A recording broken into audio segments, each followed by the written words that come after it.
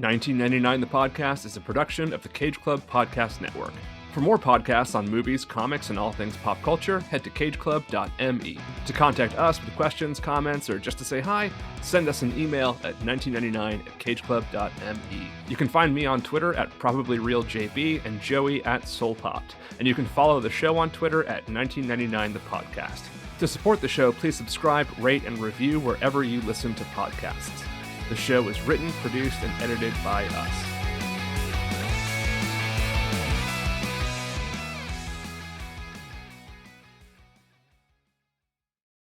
Welcome to 1999 The Podcast. I am John Brooks. And I am Joey Lewandowski. And this is the Sarah Rose Cosmetics Mount Rose American Teen Princess Round 3 review show. Hell yeah. Hell yeah. I get that reference. Did you? I hope all the cool kids get that reference. It's always fun to figure out what to name our review show every round. This one seemed obvious. Every episode of Too Fast, or not every episode, Jesus Christ, that would be crazy. Every lap of Too Fast, when we did the tune-up, we broadcast live from a new location. So we just came from the fishery, East Coast Fisheries, I think, where Bilkins has his day off, where our former guest, I was gonna describe her in another way, but former guest Heather Antos' favorite character from the first two Fast and Furious movies, any Fast and Furious movie probably, Bilkins. You remember Bilkins, played by Tom Berry, from your favorite, arguably, John, Fast and Furious movie, the only one you've ever seen, where he's like, it's my day off, and he's in his Hawaiian shirt, where we broadcast from there. So, oh yeah, I remember him. Yep. He's a great character. I've seen that one. Still the only one I've seen after all this time. You're always welcome back. I know. Well, I keep one of them.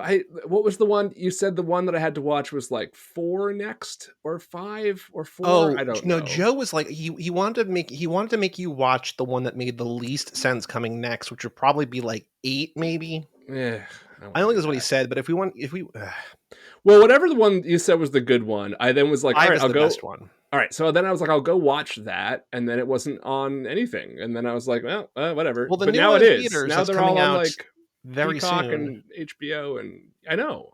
Wait, when does this episode come out? The 15th? Today is the 15th. Today, the 15th? Yes.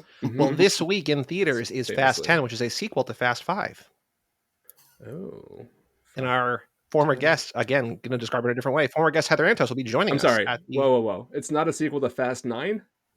They're all sequels to each other, but it's a direct sequel to Fast 5. The events of Fast 5 have come back to haunt the family. Do I need like a map to figure out where all these movies belong? Not really. It's not that complicated. Okay. Mm-hmm. All right. Fair enough. We have a guest today. The treasurer. I am staunchly against this idea, by the way. I know you are, but the treasurer of the 1999 fan club, treasurer for life. President of the fan club, the only person in the fan club.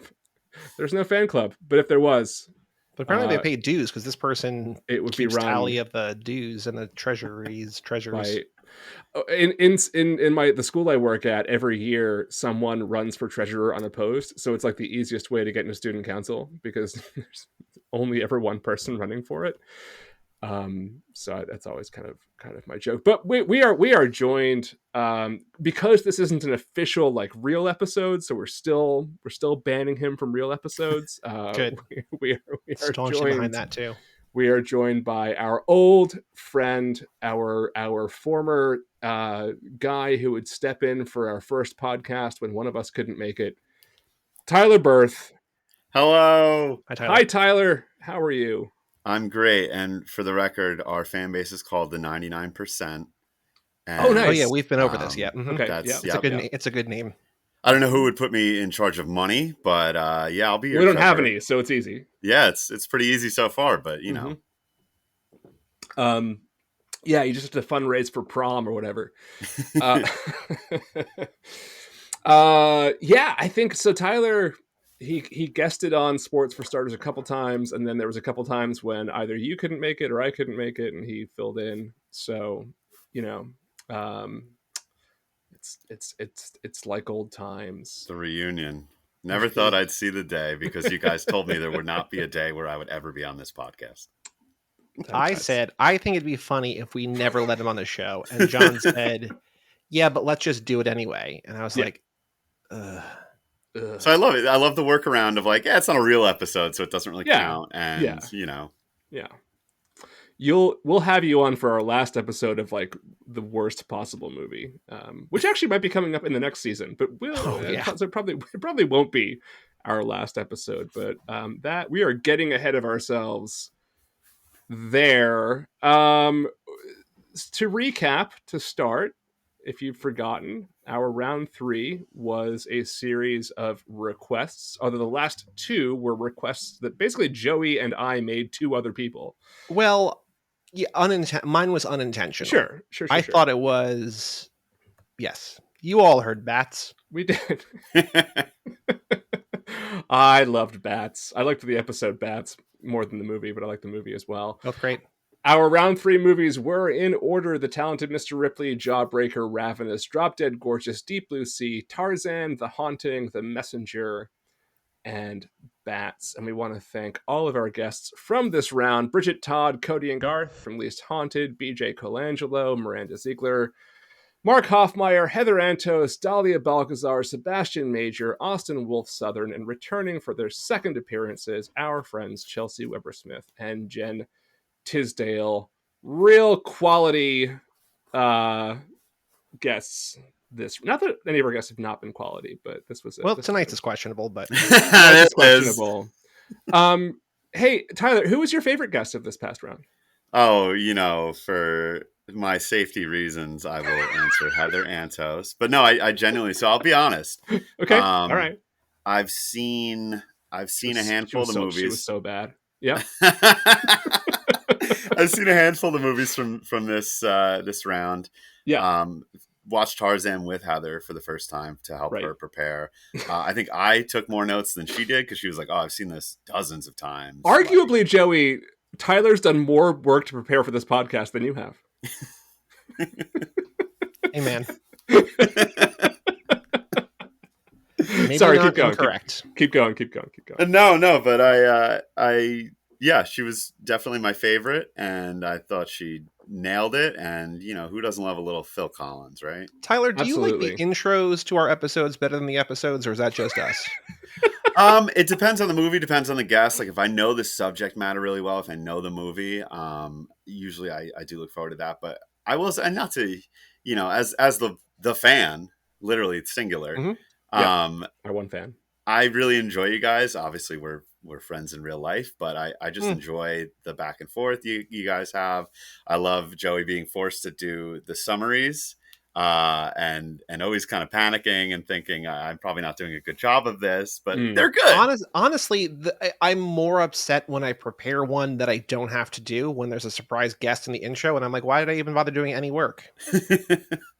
But no, I enjoy the show, obviously, but yeah, I think for me, I do love the banter, the back and forth, and like some podcasts, I don't really care when they go into like their personal life, what's going on, but like I know you guys for real. I like to consider you friends. I hope it's mutual, but it's definitely one way.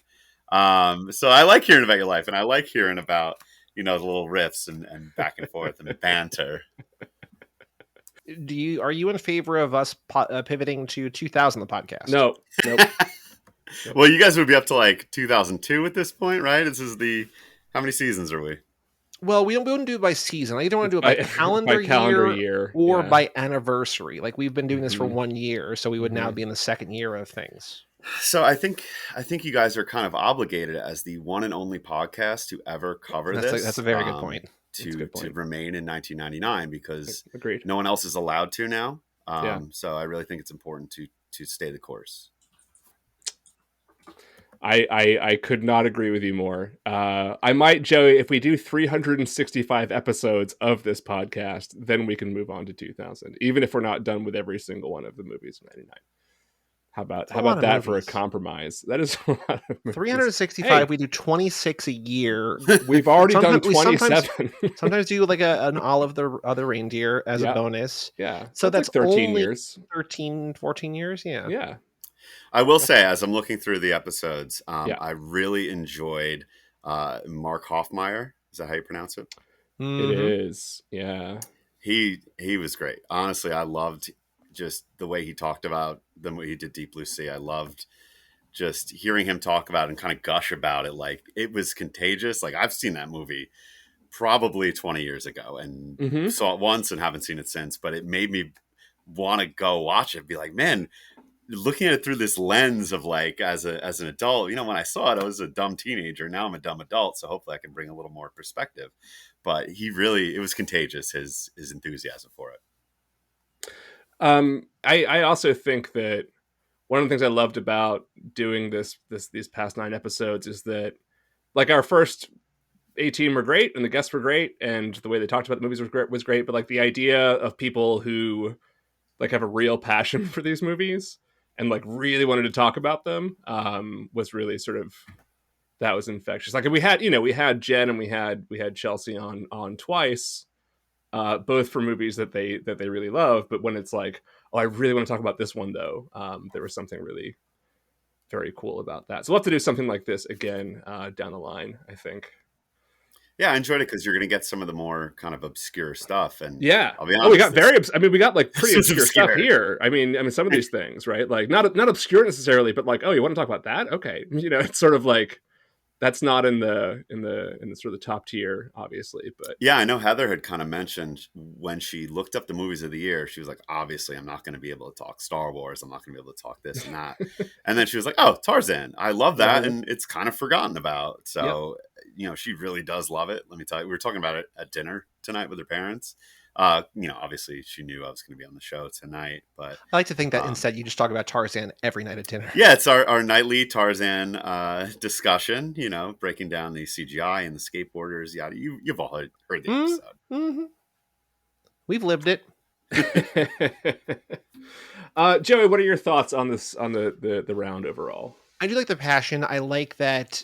I think I said this maybe in an intro, maybe in an episode, maybe it wasn't recorded, I don't know, but I think that like on average, I like the movies in this season more because I think that there's something kind of like my favorite movies from this year we already covered in the first 2 seasons, but I feel like American Beauty. There was something that like is more. I love that movie so much. That no, Boys Don't Cry. Yeah, Boys Don't Cry. American Beauty. Yeah, American Pie, The Mummy. I love those movies all. No, but I think that there's something that like Brendan Fraser. You know my thoughts on all these. Is a treasure.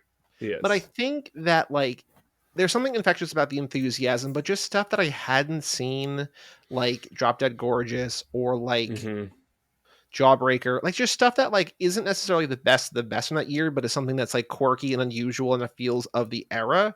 I really liked. Next season, I don't want to get ahead of ourselves. Next season is going to be like a really even grab bag than we've had so far. But I think that there's something exciting about not really having like there was a theme, but not really a theme. That every episode was kind of radically different, where it's like, these are the most important films of the year. And it's like, all right. But then here, just like, this is a movie that like I really care about, that this means a lot to me. Or with Austin, it's just a movie that I thought was funny that rhymed with movies that I liked. So, you know, whatever. I did some, so little trivia, well, not trivia game for you. Little game I'm going to play with both of you, see how you do here. But I did some number crunching as to stats about our 2 seasons. Okay, so 2 seasons, 3 seasons. 3 seasons, sorry. So season 1, 2, and 3. Of the 3 seasons, what do you think had the best average Rotten Tomatoes and Metacritic score? 1.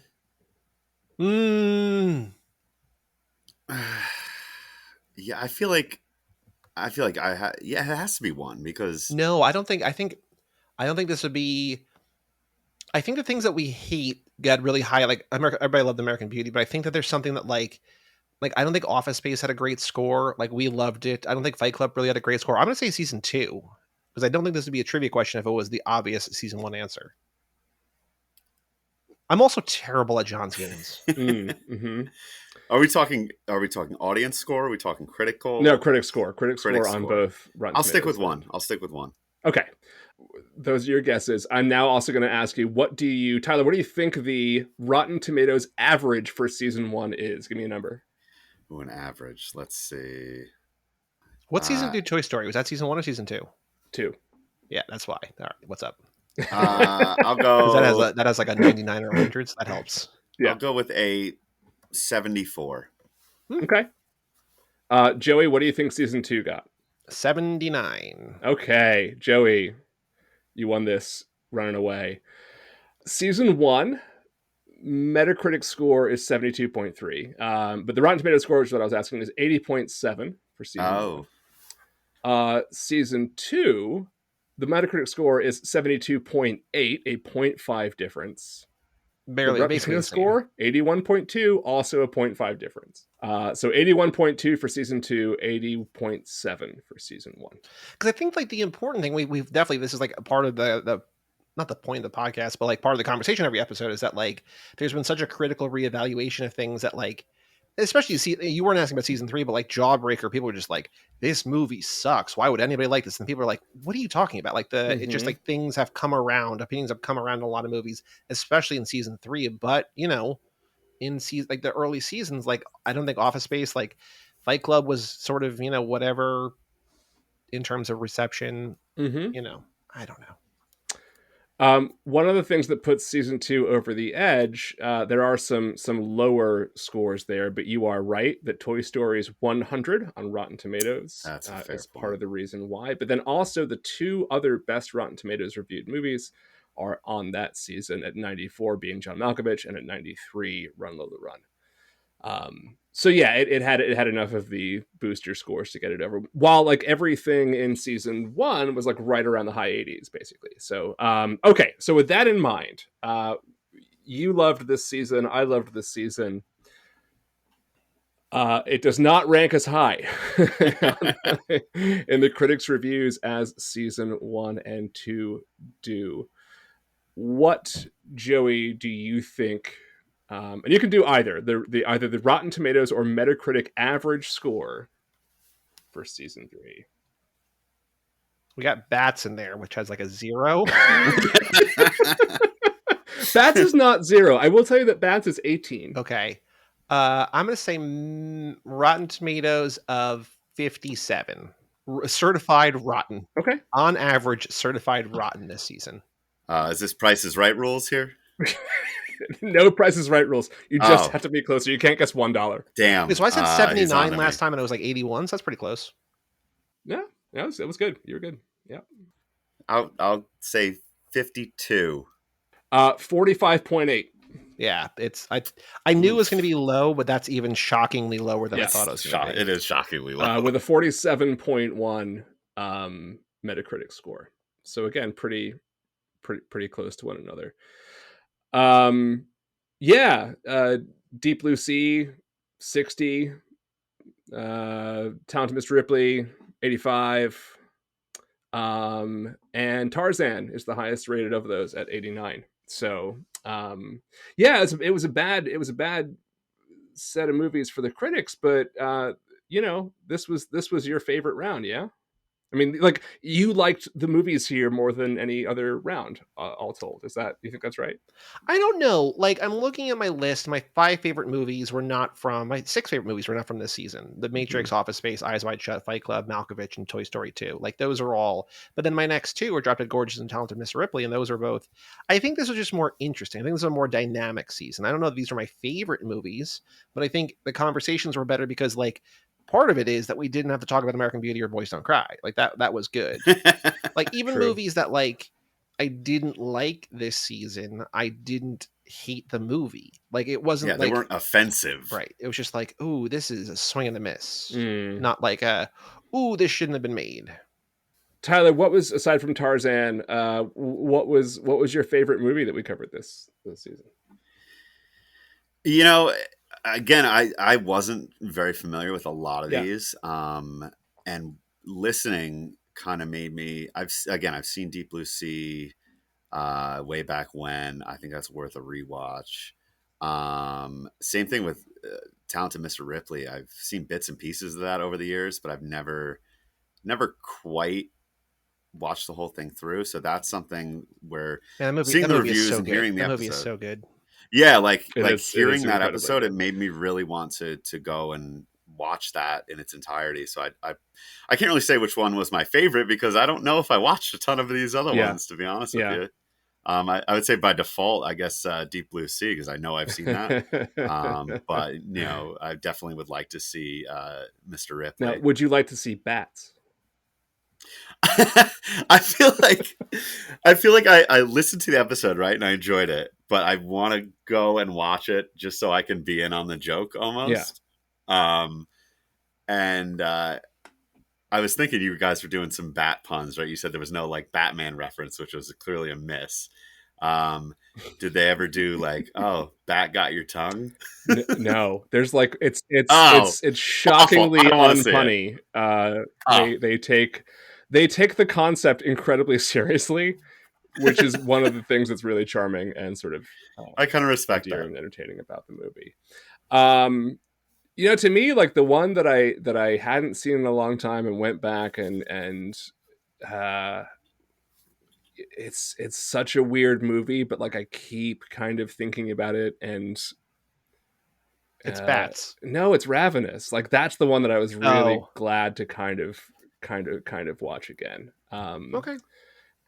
Partly because it got the single most important issue in the country. Guy Pearce on the table, but. Is he ugly handsome or handsomely ugly?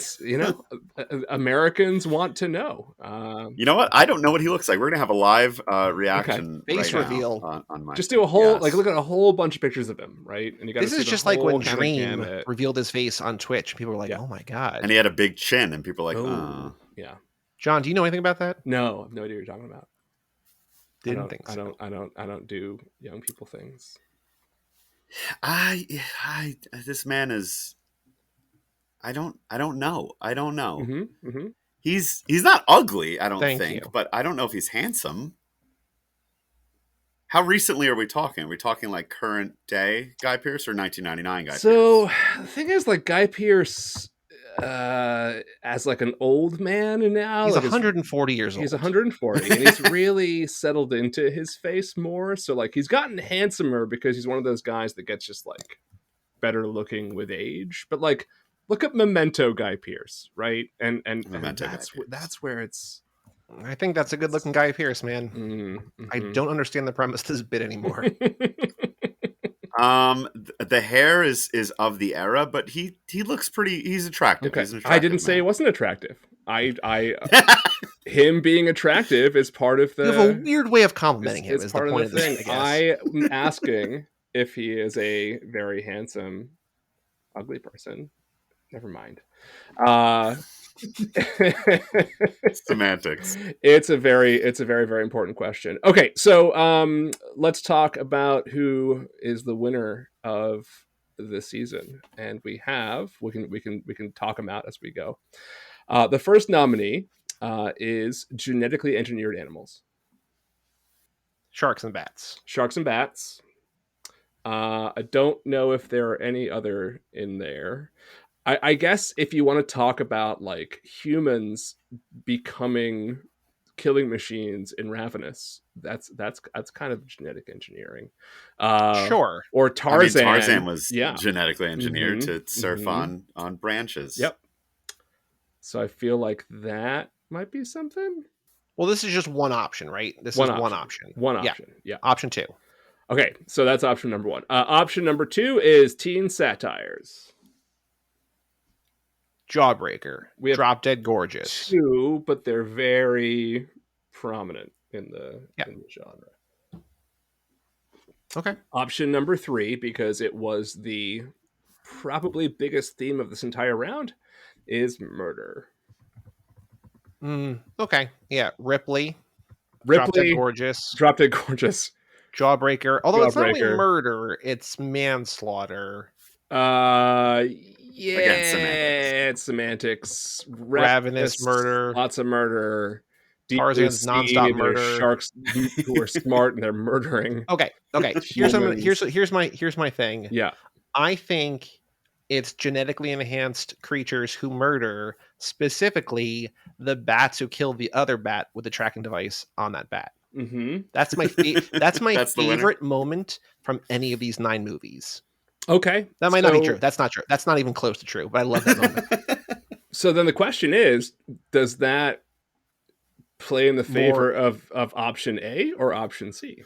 Is it the murder or the genetic engineering that's the cool part? No, it's the genetically enhanced bats. Like I know that they're a subset of the third option, but I think that specific element is more interesting. I don't know. Okay. I also feel like science could be a thing, right? Like genetics. Yeah, I just was trying to be, I guess, science. I guess Gonna science the shit out of this one. Because science also falls into the haunting. The haunting, yeah, that's true. That might Which I be keep it. forgetting because I keep forgetting that movie has a plot at all. And yeah. It's still wild that she's like, yeah, I want to talk about this movie. Like, what? Because I hate it. That was actually really fun though. I'm glad because I knew we had to get to that movie at some point, and it was fun to do it that way. Tyler, what are you picking for your series winner? Yeah, I think I got to go with genetically modified animals, just because it's so 90s and it caps off like the decade, and we don't see those as much anymore. And I feel like that's such a crime. It's such we're worse off as a people. We are. The reason for all the issues in the world. It's why we're so divided as a nation, I think. Yeah.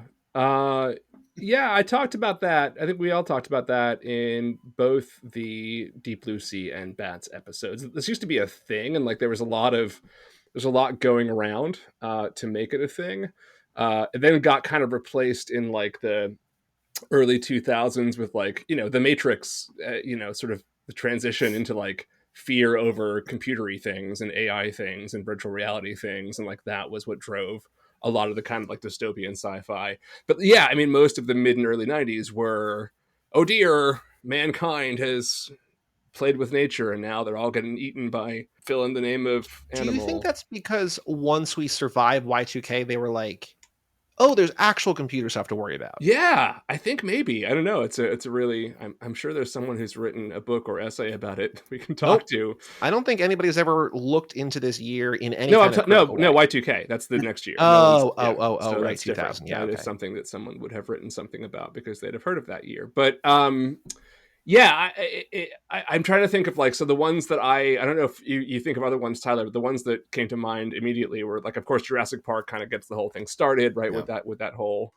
theme. And then, Michael Crichton, obviously, like Congo as well, is kind of about that. And then there's Bats, famously, and Deep Blue Sea. Is there anything else that you like of that genre that it's like Lake Placid? Is that about a genetically enhanced alligator, or is it just a giant alligator? Like what even is that movie? I don't know about? if he was enhanced. I haven't seen that. I think that was also 99. Are we going to do that movie too? I'm pretty sure. Oh, I would love to do Lake Placid. I've never seen it. Holy shit. Wow.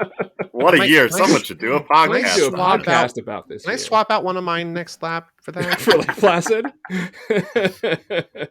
Yeah, but then there's also just like the ones that, right, because there's like Anaconda. There's like the ones that are about like just freakishly giant animals. I think so. Wait, when did Piranha. We clone Dolly? Yeah, was Dolly was like the 95, 96 or something.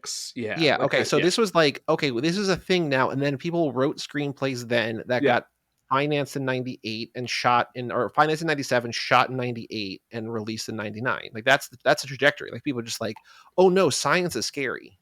Yeah, and it's like, I mean, the fact that science is scary has always been sort of, part of sci-fi, but it's like the very specific kind of science is scary. I think like, people are always kind of scared of dinosaurs, and the idea of like bringing dinosaurs back has always been on people's minds. And then Dolly happens and they're like, well, what if it's possible?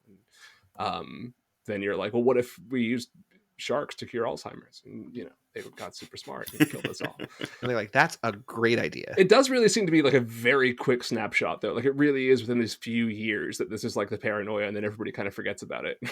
Well, I think because then 9/11, and like we go like, oh no, people are the enemy. Like there is a really weird, like this is, I mean, we've talked about it. It's part of the point of the podcast, but like there's a very weird mix of like genuine, understandable like fear and paranoia and like absolute naivety that like goes into everything in all of these. And it's just like, oh, you sweet dumb people, you have no idea what's coming. Yeah, things will never be this good again. Everything's about to be very bad forever. Right. It turns out that Outbreak was the movie we really should have been obsessed with in terms of actual threats to, or Home Alone 2, Lost in New York. I mean, having been lost in New York, you know, that's a prescient film. But I assume you're talking about its most famous star and what what became of him. And of course, I'm talking about Rob Schneider. Well, the world's ending in 2012. We all know this. There's a documentary. That's on so it. You're right, and that was for like 2 years. The world's going to end. Meanwhile, like we make movies about climate change, but they're like the day after tomorrow, whatever that. Yeah, which is not really about climate change. Yeah, and all the actual. But you know it is Moonfall. I don't remember if it is or not. It's a great movie though. Moonfall feels like it should have triggered the next round of fear-based sci-fi movies, but I don't think. No, that's just Roland Emmerich doing the Roland Emmerich thing, right? Yeah. Like that's just him, like not like triggering anything. It's just like I'm going to do the same thing I've been doing. Hear me out. What if the moon fell? Majora's Mask. Make that movie. Majora's Mask. Here's lots and lots and lots of money. All right, yeah. So we're gonna go with the animals who won this round. Cool. Would you agree with the animals, or what was your, if you had to pick one of the three? Because Tyler and I agreed, so we have vote you no matter what. But I'm curious what you would pick. Yes, because I think it's so interesting that this thread of sci-fi came and went, and that this was like the end of it. And there's two movies that really basically have the same basic plot, but one's with bats and one's with sharks. So yes, but I really want to just like point out how very murdery our I didn't do the body count of our round, but like wow, a lot of people got killed by violent means by Matt Damon alone over the course of this. Yeah, I mean the sharks probably more than Matt Damon, but not by a lot. And then of course like the French killing lots of people in The Messenger. So yeah, because there's only like 7 people in Deep Blue Sea. I mean, like 5 or 6 of them die, right? But like, Matt Damon kills a lot of people. That's pretty close. I don't know. I gotta crunch the numbers sometime, and he's not genetically enhanced. Figure that, as far as we know. Yeah. So here's what's going to be happening next. Do you want to talk about that? I am going to share the list with Tyler, and I'm not going to have Tyler read it out loud. Am I flipping one of these for Lake Placid? You can. No, I want to do a horror season at some point. Okay, that's fine. Can we make season 5 horror? We can, yeah. I mean, we certainly have plenty of friends who love horror. So, and I think that there's probably a lot of like probably terrible horror movies. There's Stir of Echoes. Like, there's a bunch of stuff. Very excited to watch. Is cool. Yeah, that would be fun to watch. We'll save it. I want to anticipate Lake Placid for another 18 weeks. Okay, fair enough. In which case, here I am going to put in the message box. Get ready, Tyler. This is going to blow for your next mind. Season. Take a look. Sworn to secrecy. Right. I will not reveal. I don't know. I think the theme for season 4 is John does less work. I think that's the theme. This is the thing I'm most excited about. So Tyler, you mentioned how you like hearing Joey's summaries of movies. I sure do. Because the way that this season is working is I picked 4 movies and Joey picked 4 movies, and then we picked one together. So the final movie, and then like 2 months later, we're like, who picked what? We're like, we don't remember. We don't remember. I was like, no, I picked that. You're like, no, I didn't. I'm like, oh yeah, no, you're right. It's pretty bizarre. I had to kind of work backwards from number 23. So can I ask without giving anything away? Number 21 on June 5th. Was that the joint effort, or who No, picked man, that? that's all me. That's Joey's. Okay, that's I had a Joey. hunch. Knowing Joey for as soon as long as I have. John said, I have an idea for season 4. And I was like, okay. He's like, it's going to require more work from you. I'm like, okay. He's like, I want you to pick 4 movies. And I'm like, if we're doing this, we're doing that movie. John was like, all right. I mean, we're going to get to it at some point anyway, but that was the first one. I'm just like, this is one we're doing. Well, I love it. It's huge and notable, and we should not wait. And much one longer I saw in theaters to do it. Hey, oh, you saw that in theaters too. That's what, number 3, number 4? Vacation. Yeah, I don't know. I saw probably Phantom Menace. So Mewtwo Strikes Back came out in 98. Yes. No, it says 99 everywhere I look. But it's Letterboxd has it as 98. I don't know. It may have been Japan in 98. I saw Phantom Menace, probably this movie for sure. Probably Mewtwo Strikes Back if that were counting that for 99. Toy Story 2, right? Toy Story 2, not Tarzan. Not Tarzan. That might be it. Nah, I don't know. We'll figure it out. But like, it's very few. I've seen more movies. I saw more movies in the last 2 weeks in theaters than I did in all of 1999, probably. I went to go see Return of the Jedi instead of the Mario movie, so I'm slacking here. But I've seen Return of the Jedi in theaters before, so like, I don't know. I kind of want to go see it because, like, why not? See it. So not to get totally off track and make this a Star Wars podcast, even though I'm going to try my damnedest. Yeah. I know. So nice of you guys to have me on to talk about episode 1 again. It's really awesome. Yep, we're gonna go. No, when the special editions came out in 1997. Yes. My father took me to the movies to see A New Hope, and I was hooked, and I've made it my obsession ever since. So I've never seen. I know I've seen Empire. I don't believe I've ever seen Return of the Jedi. So this was nice. Okay. Heather and I went. I didn't get choked up at the end because I'm really tough. So, I saw all of them a couple times when they re-released them in '97. So, I feel like I've had the experience now, and I don't know if I want to go out of my way to watch a movie that I could watch in my head. Hey, let's save it for 1997, the podcast. Well, when we go back and watch all the movies that were re-released in 1997 as part of the podcast.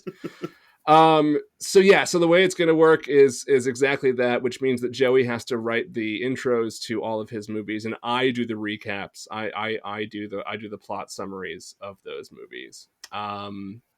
So one of these movies, I'll say, has a 0 rating on Rotten Tomatoes. Number 23, right? Number 23. So that is going Tyler, don't look that movie up, but have you ever heard of the number 23 movie? I haven't heard of most of these. Okay. I've heard of maybe 3 or 4. 5. Okay. So we have let's see, kinetic dark comedy-ish. I guess how you pronounce it, talk about the first one.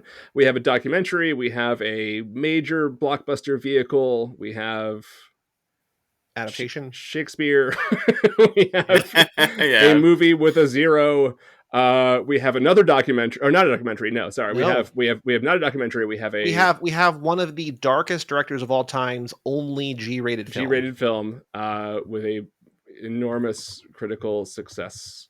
We have beautiful movie, a video game adaptation. We have one of the great comedies of all time, and we have another of the great comedies of all time to close it out. So it is a diverse list for this season. It is gonna be interesting. I mean, you know me, I'm excited for all of it. I haven't seen 90% of these movies that you've discussed on the show. Neither of us have seen 23. It will be the first time for both of us. I think it will be the first time for most human beings.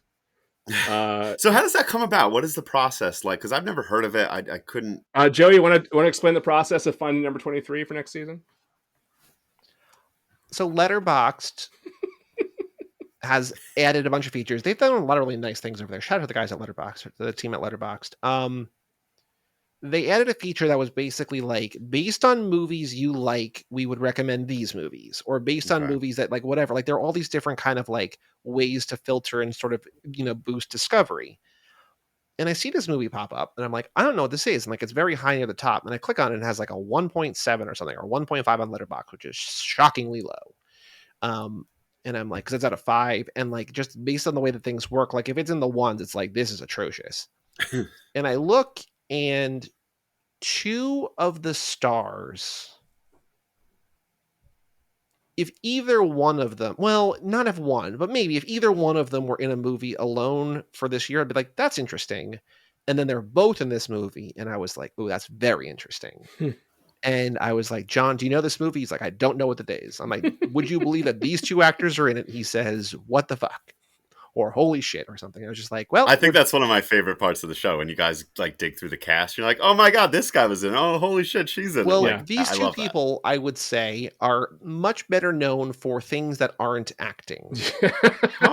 They've both acted in multiple things. Well, let's acted is a generous term, but appeared. We're filmed. We're reading lines. Yeah. Yeah. Occasionally with Jean-Claude Van Damme. Much better. Yeah. At a certain thing. Am I allowed to look it up yet? Yeah, look it up. Look it up. Okay. Yeah. The other, I would say, was better at a thing, like really popular at doing a thing, and also at seducing 17-year-old girls. Yeah. That's current. Oh, this is something.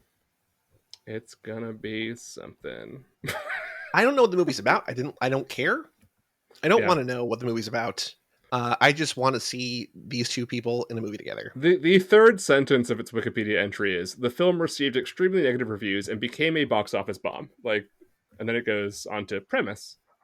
So it's like, what did you expect? Yeah. Yeah. I can't wait. Did you look it up? Did you find it?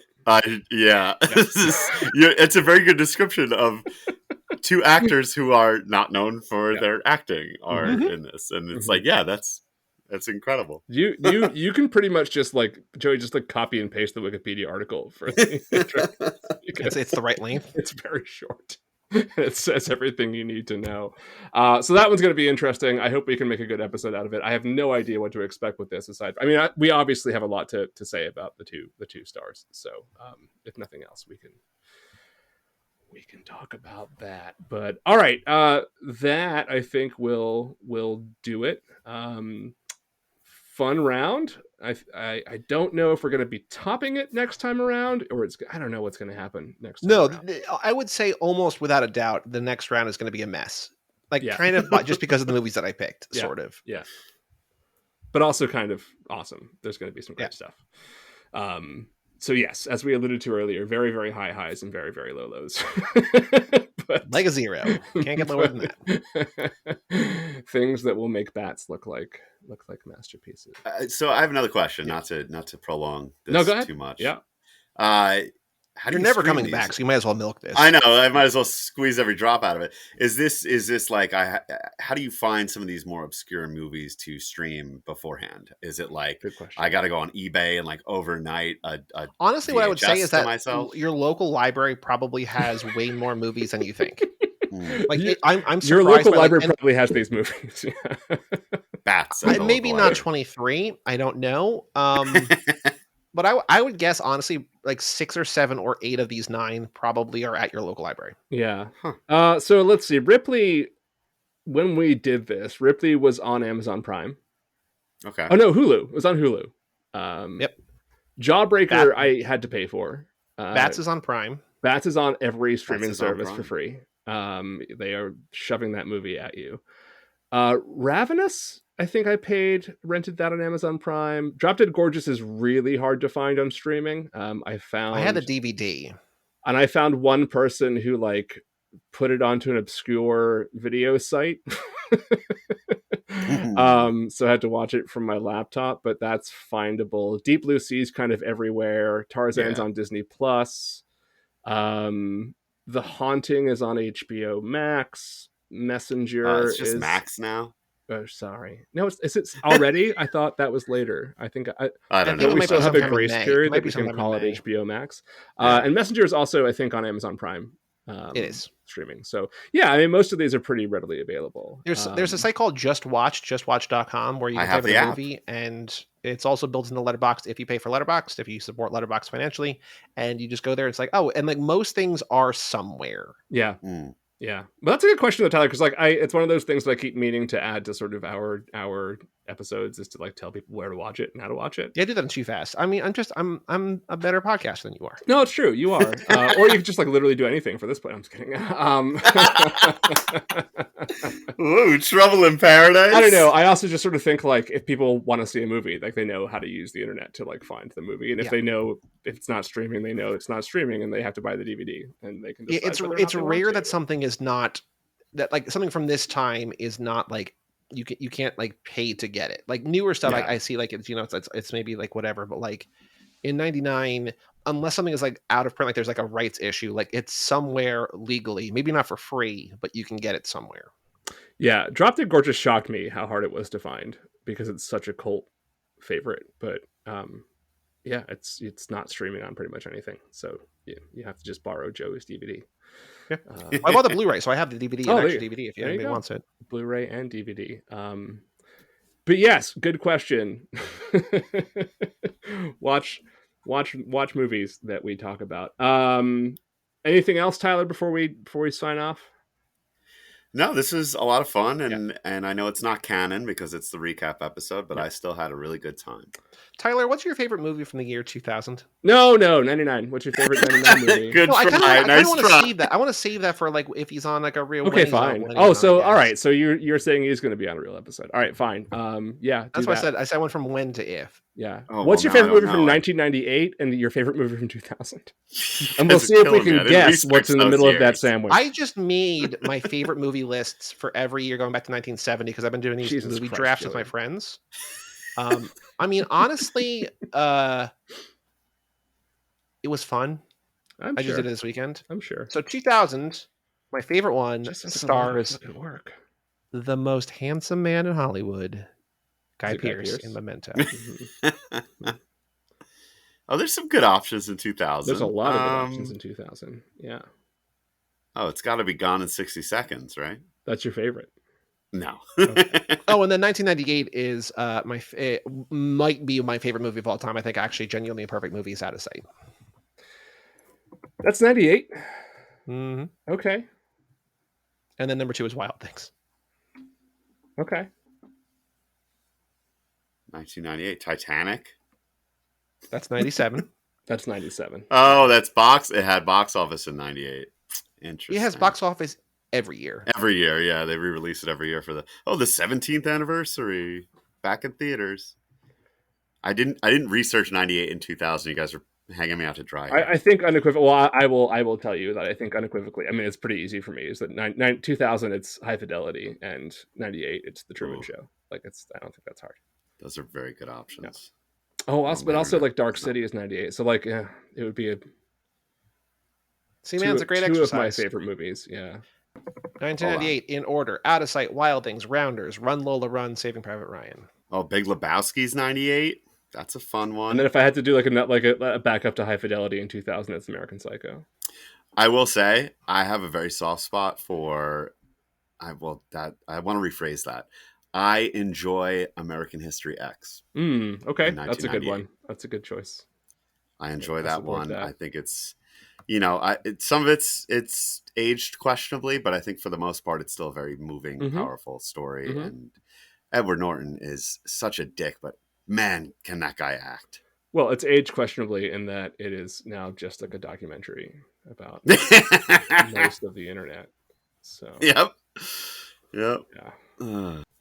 98. I mean, I own American History X on standard DVD. Right. I'd probably say that. Okay, and then 2000. And then 2000. I would probably say. Oh man. You know what? Final Destination. Cool. Okay, so American History X on one side, Final Destination on the other side. So I'm going to guess your favorite movie 99 is The Phantom Menace. Yes, but I also unapologetically love Office Space, this is and I based on your interest in this movie about Nazis and this other movie about other weird shit. Star Wars. No, and the Matrix. No, those are good answers. I mean, the direct Nazi correlation would be Fight Club. Yes, as we talked about on that episode. That's true. And to just get us back to Brendan Fraser, Joey, don't forget that there's still more Brendan Fraser coming this year. So, at least 2 more Brendan Frasers.